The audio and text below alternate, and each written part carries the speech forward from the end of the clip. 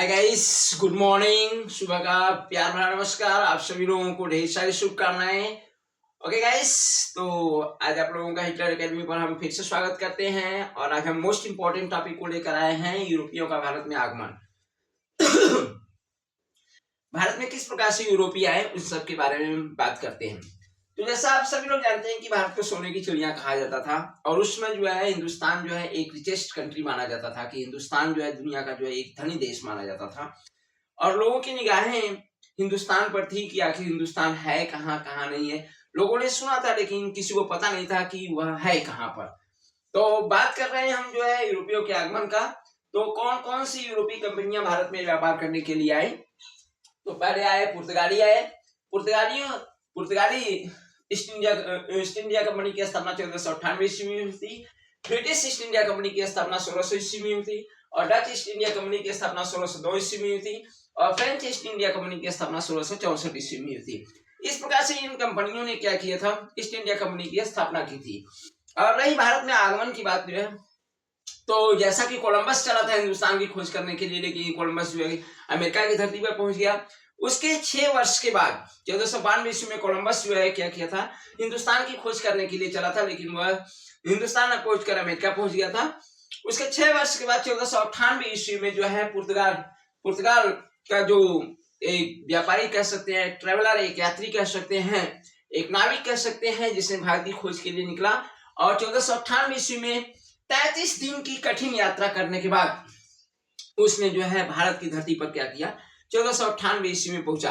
और उस समय हिंदुस्तान का जो कालीकट बंदरगाह पर जो है वहां का जो शासक था जमोरी ने उसका भरपूर स्वागत किया और एक सप्ताह तक रहने के बाद जो है वह वास्को डी गामा पुनः अपने देश वापस चला गया।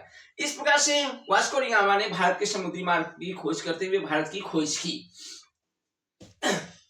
वास्को डी गामा कब भारत आया था, तो सेकंड क्वेश्चन है, वास्को डी गामा भारत कब आया था। तो वास्को डी गामा 1498 ईस्वी में भारत आया था। जैसा कि हमने बताया कि वास्को डी गामा पुर्तगाल का रहने वाला था। पुर्तगाल जो है यूरोप का जो है समुद्र अटलांटिक महासागर से सटा हुआ एक कंट्री है। पुर्तगाल की कैपिटल है लिस्बन, वही का रहने वाला था Vasco D gamma. Next question है, वह अंग्रेज जो जहांगीर के शासनकाल में भारत आया था। बहुत इंपॉर्टेंट क्वेश्चन है, वह कौन सा अंग्रेज था जो जहांगीर के शासनकाल में भारत आया था।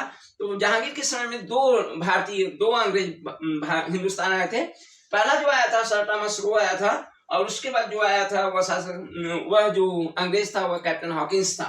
सर थॉमस रो जो 1615 ईस्वी में क्या किया था, 1615 ईस्वी में हिंदुस्तान आया था।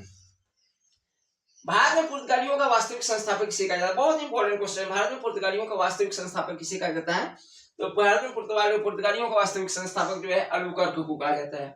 अल्फांसो डी अल्बुकर्क को भारत में पुर्तगालियों का वास्तविक संस्थापक कहा जाता है।